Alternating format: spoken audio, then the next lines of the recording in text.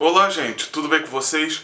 Então, quando eu comecei esse canal, os filmes que eu fui falando a respeito sempre foram muito fáceis de falar sobre, porque eles eram, como eu posso dizer, simples de falar. Mas e se eu te disser que esse filme que eu vou falar agora tá mas tão complicado de falar que eu nem sei se eu vou conseguir falar sobre. Mas justamente por isso eu quero falar. Quer entender mais? Seguinte, vai passar a vinheta e a gente vai falar sobre Ex Machina.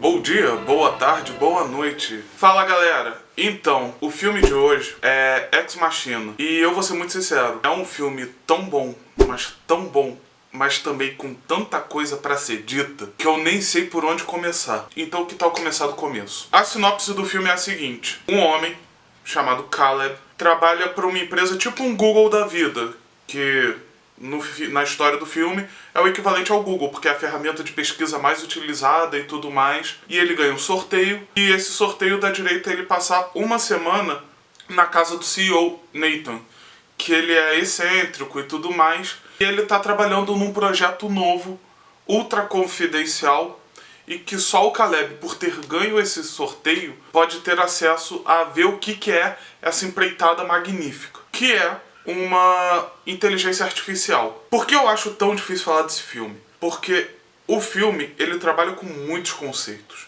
E é um dos poucos filmes que eu recomendo você assistir 2 vezes. Ué, mas como assim, Pedro? Eu já assisti um, agora tenho que assistir outra? Sim, eu posso até explicar, mas perderia a graça. Então fica só no ar assim. Veja mais de uma vez. Se você quiser, obviamente. Mas porque vão ser 2 experiências completamente diferentes. O que esse filme atraiu e por que eu acho que eu deveria falar sobre ele? Primeiro de tudo, é um bom filme. Ele é contido na história dele e isso faz com que ele funcione muito bem. Pra você ter uma ideia, só tem 4 personagens o filme inteiro, sendo que um deles nem fala tem. A maneira que ele ocorre é muito mais minimalista, só que ainda assim de uma maneira boa. E o que ele fala tem muito de questionamentos que você se faz no dia a dia, ou que, independente de quem você seja, você já parou para pensar uma vez em algum desses pontos que o filme vai falar. Por exemplo, o limite da privacidade, até onde que as ferramentas que você usa, até onde a internet que você usa, o celular que você usa, até que ponto isso tudo respeita a sua privacidade ou não.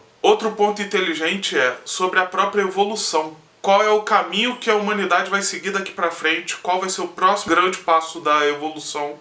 E o filme dá a sugestão: máquinas. Por isso o nome do filme, Ex Machina. Além disso, ele aborda outros temas, como, por exemplo, o que é ser humano, o que é ter uma inteligência, uma consciência, o que é a consciência em si. É um filme que vocês podem ter visto só nesse pouquinho que eu falei, bem filosófico. Mas isso torna ele maçante? Não. E por quê? Porque ele é um suspense. Ele sabe trabalhar com isso, atiçando a sua curiosidade. Enquanto você tá vendo o filme, você tá querendo entender como é que a história funciona. E ela funciona de uma maneira impecável. Por quê? Primeiro de tudo, é dividido em capítulos. E cada capítulo você consegue ver pra onde que ele quer ir. Você sabe, tipo, o caminho que ele vai seguir. Não sabe aonde esse caminho vai dar, mas o caminho tá ali. Você está vendo ele. E isso aumenta a sua curiosidade para saber justamente até onde isso vai. A gente vê o filme da ótica do Caleb, porque é o cara que tá chegando lá, ele não sabe o que está acontecendo. Ele é jogado nessa situação e tem que lidar com aquilo da mesma maneira que a gente lida. Então as perguntas que ele vai fazendo são as mesmas perguntas que a gente vai fazendo. E isso é bom para a primeira viagem. E aí, quando você vai fazer a segunda viagem, que eu digo, a segunda vez que você vê o filme, você passa a ver pelos olhos do Nathan, ou Nathan, entende? É impressionante como que isso tudo vai trabalhando assim. E quando você se pega ali olhando o ponto de vista do Caleb, você fica com as mesmas dúvidas que ele, chega nas mesmas conclusões que ele, quer dizer, você consegue criar uma empatia por ele muito forte. E aí a gente chega a relacionamento dele com essa inteligência artificial. Porque o que acontece? Existe o teste de Turing. Acho que é esse o nome. Se eu estiver falando errado, me desculpem. Não sou especialista da informática. Mas o teste de Turing é para determinar se é uma inteligência artificial real. Ou seja, se chega às próprias conclusões, se tem consciência, se tem esse tipo de coisa. Ou se tá simplesmente reproduzindo. Pode estar parecendo complicado e eu devo estar passando muito superficialmente. Se você entende de informática, por favor, não me mate.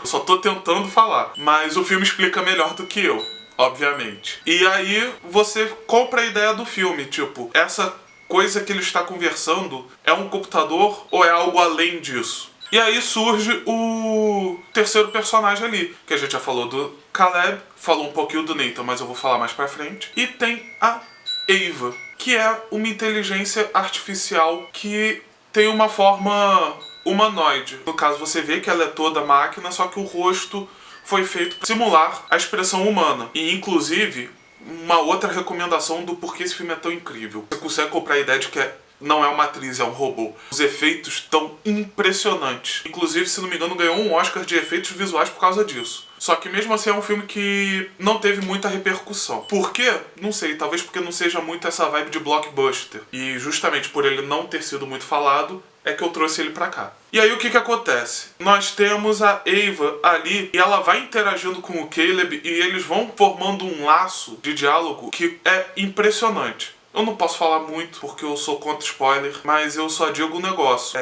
A maneira que se desenvolve é surpreendente. Até o último ponto você consegue ficar surpreso. Não é tipo que no final tem um grande plot twist. Não, o filme inteiro é bem construído, é cheio de coisas que você dá aquela segurada, tipo, hã? Dá aquela surpresa e que te deixa mais preso na história ainda. E tudo isso vai sendo construído. Quando eu digo que é um filme pequeno, não é na duração.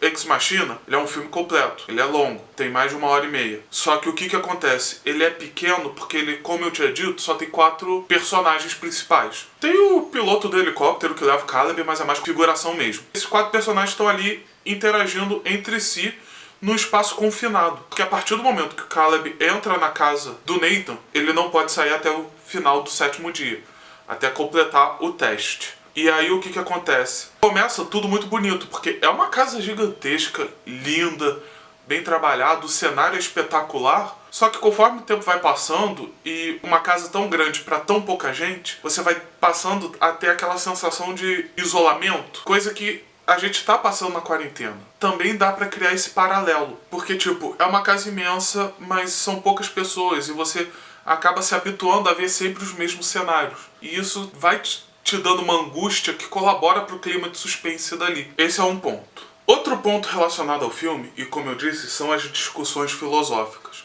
Quando o Nathan e o Caleb param pra conversar, você percebe que tem muito ali, porque logo no começo a Ava é uma inteligência, é uma máquina impressionante. E nisso já se levanta um pequeno ponto, tipo, se a pessoa que cria uma inteligência artificial muito avançada e que realmente parece ter até consciência, pode ser considerada Deus ou não. O que diferencia a criação de Deus para a criação dos homens? E esse tipo de questionamento. Outra questão apontada é, como eu tinha dito, o da privacidade. Porque logo a primeira cena do filme, então não é spoiler, é o rosto do Caleb sendo 100% escaneado.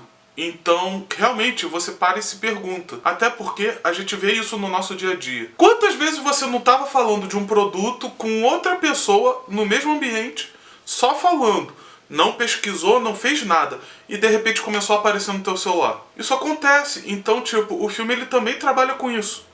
E olha que o filme, ele é de 2015 e 2016. Então, você vê como é que esse assunto, como é que esse filme ainda está bem atual. Além do mais, ele aponta para alguns limites da criação. Por exemplo, o seu nível de responsabilidade com aquilo que você cria. Porque o Nathan é CEO da Blue Book, que seria o correspondente ao Google. E você vê que ele tem óbvios problemas ali de, poderia se dizer, caráter. Só que você vê também que também tem a ver com o ímpeto dele de avançar cientificamente, de dar o próximo passo. Então, será que realmente você se questiona, será que ele realmente está errado ou não? Até que ponto o avanço científico pode se impor sobre as questões de privacidade do ser humano? Até que ponto a individualidade vale? E são perguntas que o filme trabalha. E além do mais, o que torna um ser individual? Seriam as suas experiências? Seria a sua memória? Seria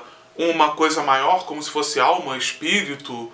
ou um acúmulo de informações aleatórias e que cada um computa de um jeito diferente. O filme fala sobre isso, ele levanta essas indagações. Tá tudo ali. E, além do mais, a principal questão é que o filme ele é muito crítico. É garfada o tempo inteiro. Ah, mas sobre o caráter humano, garfada. Ah, sobre a ciência, garfada. Ah, sobre a filosofia, garfada. Ele ataca todo mundo de uma maneira, como que eu posso dizer, sutil. Mas os golpes estão lá. Por isso que o filme é impressionante. É uma pegada mais cult? É. Só que ainda, sim, pra galera que é cult, vai gostar por causa de todas essas coisas que eu tô falando de referência, filosofia, essas perguntas, o avanço da tecnologia e tudo mais. Quem não é cult, quem gosta mais de um filme pipoca e tudo mais, vai gostar porque é uma boa trama de suspense. Você vai olhar ali, você vai ver, você vai ficar curioso com a história e você vai querer saber como é que acaba. Os diálogos estão ali, mas como eu disse, eles são feitos de uma maneira sutil. Então, tipo, quem quiser olhar só pela conversa dos dois, dos personagens, consegue. E quem quiser ver e tentar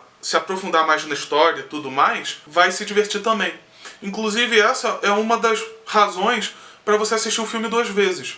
Porque tem muita coisa do diálogo que acaba passando batido, só que chega no final do filme e tudo se conecta.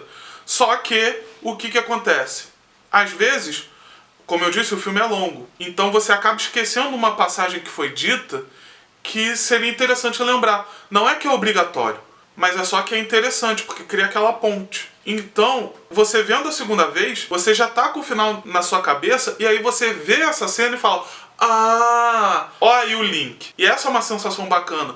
São poucos os filmes que você revê pra ter uma sensação nova. Geralmente a gente vê um filme várias vezes porque gostou, pelo efeito nostalgia, ou simplesmente porque viu. Só que, sei lá, os amigos não viram e você acaba revendo. Poucos filmes têm esse fator replay sozinho, você querendo ter uma experiência cinematográfica. E esse filme consegue isso de uma maneira maravilhosa. Então, é interessante ver esse filme por causa disso. Mas agora, Pedro, você tá sempre falando que são 4 personagens, mas você só falou de 3. Quem é o 4º personagem? Então, o Nathan é um ricaço. E ele mora numa casa isolada de tudo e de todos. Ele faz todas as tarefas de casa? Não. Ele tem uma empregada que não fala o idioma dele. E é só isso que eu vou falar sobre esse personagem. O resto, se vocês quiserem saber, vão ter que ver o filme. Até porque esse canal foi feito pra tentar incentivar vocês a verem filmes, não contar todos os detalhes deles. Basicamente é isso. Ex Machina é um ótimo filme. Minha recomendação é, se você for ver, ou veja sozinho, ou veja com no máximo, do máximo, mais de 2 pessoas. Por quê? Porque é um filme que exige atenção. E quando você tem muita gente, a chance de você perder o foco é muito alta. Você se distrai, é inevitável. Alguém tá olhando, vai fazer um comentário, você vai conversar e tudo mais, e acaba perdendo. 2 ou 3 pessoas, todas elas podem estar focadas no filme, e vocês vão dialogar com o filme, vocês vão dialogar sobre o filme, mas não vão perder ele. Porque é um filme que é interessante ser visto e prestar atenção. Como eu disse,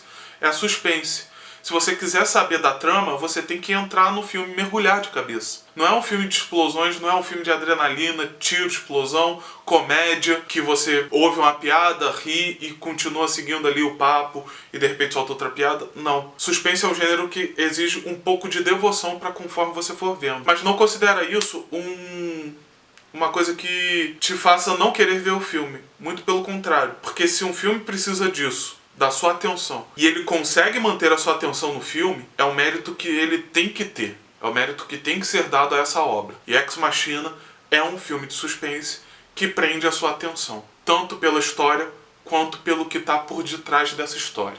É isso, gente. Espero que tenham gostado desse review. Se gostou, curte, compartilha com os outros. O canal tá pequeno, mas vamos tentar fazer ele crescer. E é isso. Tenham uma boa semana e até o próximo vídeo.